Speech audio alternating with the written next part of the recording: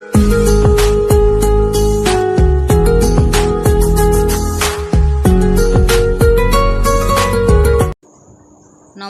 সবাইকে, কেমন আছেন সবাই? আশা করি ভালো আছেন। আমিও ভালো আছি। আপনাদেরকে বঙ্গ কুকিংয়ে স্বাগতম। আজকে আমি আপনাদের মাঝে নিয়ে এসেছি কালীবোয়াশ মাছ। এটি একটি দারুণ রেসিপি। চলুন আর কথা না বাড়িয়ে আজকের রেসিপি শুরু করা যাক।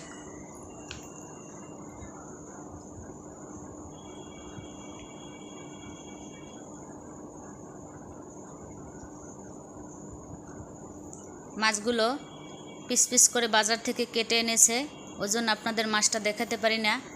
এই মাছটা দেখতে প্রায় রুই মাছের মতোই দেখায়, কিন্তু রুই মাছের স্বাদ আলাদা আর এটার স্বাদ আলাদা।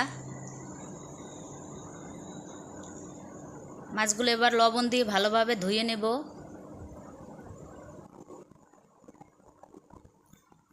মাছ রান্না করার জন্য পরিমাণ মতো আদা ও জিরা বেটে নেব। বাটা হয়ে গেছে, এখন তুলে নেব।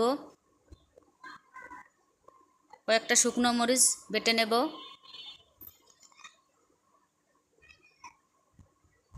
বাটা হয়ে গেছে, এখন তুলে নেব।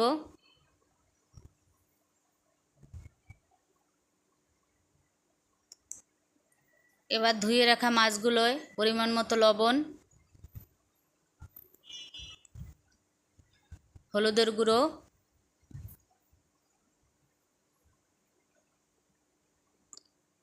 পরিমাণ মতো মরিচের গুঁড়ো দিয়ে মেখে নেব। এই মাছটার ওজন ছিল 2.5 কেজি।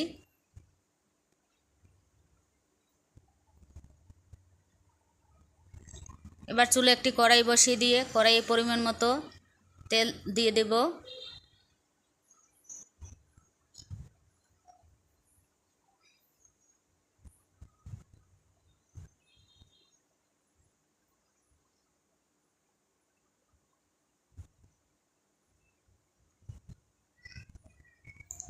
তেল গরম হলে পিস করা মাছ এক এক করে দিয়ে দেব।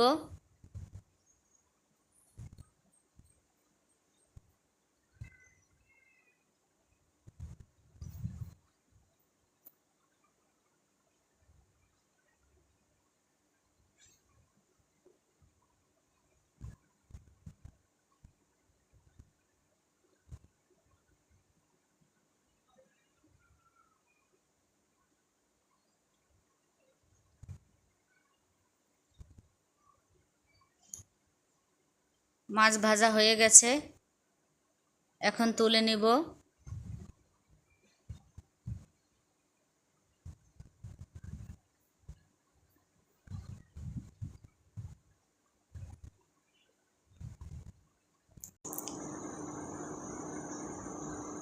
এবার আলুগুলো দিয়ে দিব।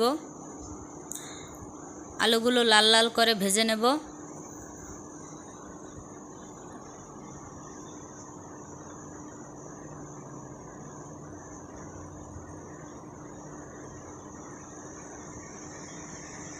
লাল লাল হয়ে গেছে, এখন তুলে নেব।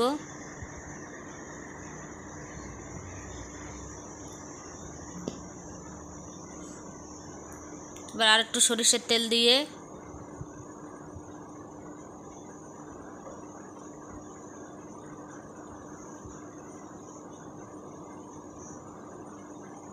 তেল গরম হলে জিরে ফোড়ন দিয়ে দিব।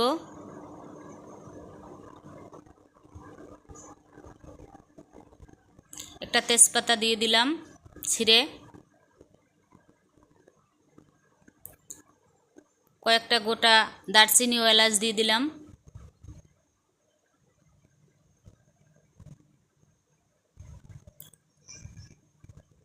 এবার এগুলো একটু ভেজে নেব।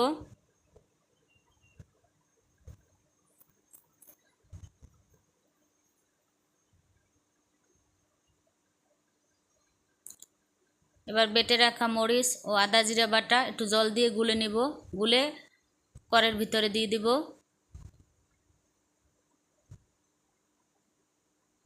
এবার একটু নাড়াচাড়া করব।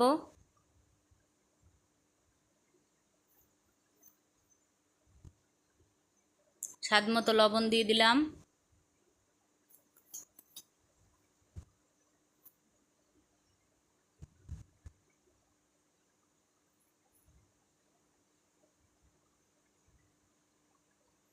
পরিমাণ মতো হলুদের গুঁড়ো দিয়ে দিলাম।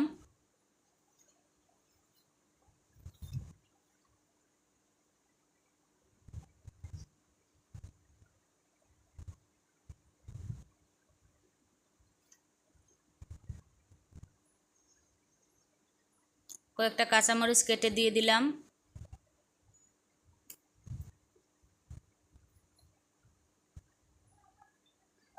এরপর আর একটু জল দিয়ে দিলাম।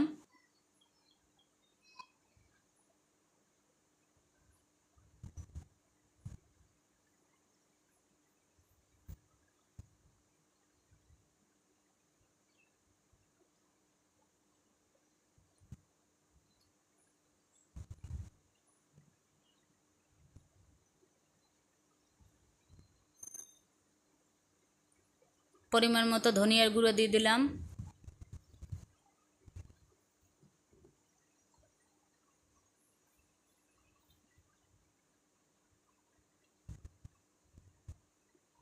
একটা টমেটো কেটে ধুয়ে দিলাম।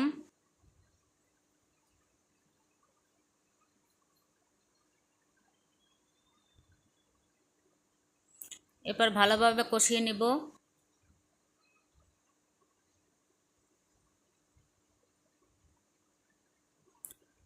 এবার ভেজে রাখা আলুগুলো দিয়ে দিলাম।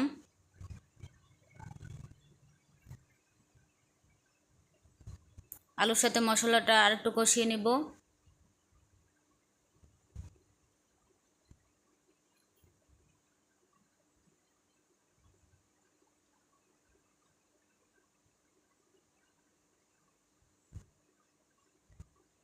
কষানো হয়ে গেছে, পরিমাণ মতো জল দিয়ে দিব।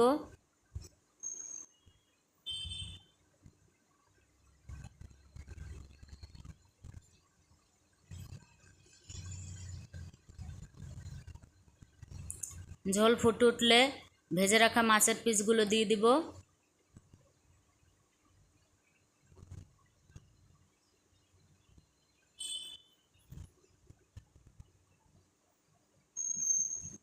এরপর আরও 15 মিনিট রান্না করব।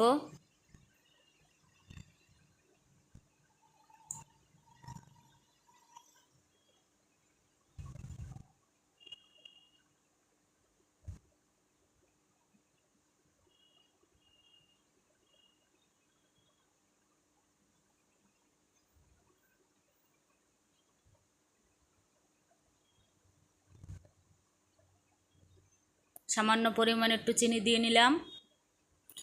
তৈরি হয়ে গেল সুস্বাদু কালীবোয়াশ মাছ রান্না।